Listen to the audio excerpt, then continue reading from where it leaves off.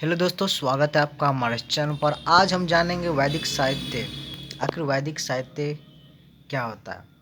तो ये question history का है जो आपके लिए लेकर आए हैं। ये सेमेस्टर फर्स्ट वाले के लिए काफ़ी महत्वपूर्ण होने वाली है। तो चलो दोस्तों, बिना टाइम गवाए इस वीडियो को शुरू करते हैं। जानते हैं कि वैदिक साहित्य क्या होता है। वैदिक साहित्य पर प्रकाश डाले, ये हमारा क्वेश्चन है और इसके आंसर हम जानेंगे। ये क्वेश्चन अधिकतर जो है बोर्ड एग्जाम में पूछे जाते हैं और इसको जानना भी आपके लिए बेहद ज़रूरी है। जो भी सेमेस्टर फर्स्ट का तैयारी कर रहे हैं, जिसका सेशन 24-28 हो या कोई भी हो, ये क्वेश्चन अधिकतर एग्जाम में पूछे जाते हैं। तो इसका आंसर है वैदिक साहित्य भारतीय संस्कृति और सभ्यता का प्राचीनतम और महत्वपूर्ण स्रोत है। ठीक, इसे श्रुति के रूप में जाना जाता है, जो सुनकर ग्रहण किया गया ज्ञान है। यानी वैदिक साहित्य को जो है लिखा नहीं गया किसी के, ये एक पीढ़ी से दूसरी पीढ़ी तक क्या किया गया, ये सुनाया गया है मौखिक रूप से। तो इसे क्या कहा गया, श्रुति कहा गया। वैदिक साहित्य न केवल धार्मिक और आध्यात्मिक ग्रंथ, बल्कि यह तत्कालीन समाज, संस्कृति, अर्थव्यवस्था, राजनीति और विज्ञान का दस्तावेज भी है। ठीक है। वैदिक साहित्य का वर्गीकरण अब हम करेंगे। तो वैदिक साहित्य जो है 4 भागों में विभाजित है। पहला है संहिता। संहिता के बारे में समझते हैं। यह मंत्रों और स्रोतों का संग्रह है। इसमें 4 वेद शामिल हैं, जो पहला है ऋग्वेद। ऋग्वेद क्या है, सबसे प्राचीन और महत्वपूर्ण वेद, जिसमें 1028 सूक्त है।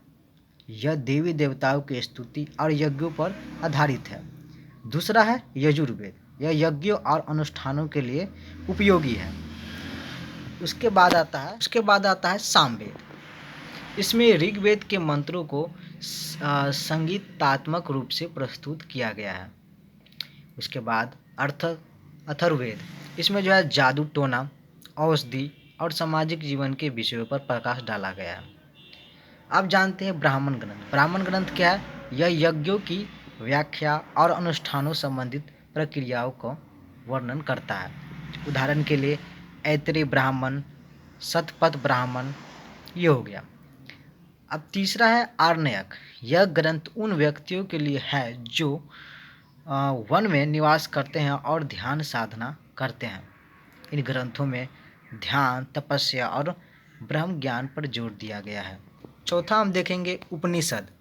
उपनिषद क्या है, यह वैदिक साहित्य का दार्शनिक भाग है। यह आत्मा, ब्रह्म और मोक्ष के विषयों पर केंद्रित है। उसके बाद प्रमुख उपनिषद ईश, कठ, कंठ, छांदोग्य, बृहदारण्यक, ये जो है इसका प्रमुख उपनिषद है। उसके बाद वैदिक साहित्य की विशेषताएं के बारे में जानते हैं। इसका वैदिक साहित्य का आखिर कौन कौन सी विशेषताएं हैं। धार्मिक और आध्यात्मिकता के रूप में देखें तो वैदिक साहित्य ईश्वर की उपासना, धर्म और आध्यात्मिकता का मूल स्रोत है। उसके बाद दूसरा नंबर पर देखें सामाजिक और सांस्कृतिक जीवन के दृष्टिकोण से देखें तो वैदिक साहित्य में जो है वर्ण व्यवस्था, आश्रम व्यवस्था और सामाजिक कर्तव्यों का वर्णन है। ज्ञान विज्ञान के रूप में देखें तो इसमें खगोल शास्त्र, चिकित्सा, गणित और कृषि जैसे विषयों का उल्लेख मिलता है। चौथा है काव्य और संगीत।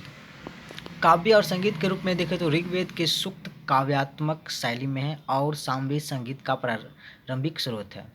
तो निष्कर्ष निकल कर यह आता है कि वैदिक साहित्य भारतीय इतिहास और संस्कृति का आधार है।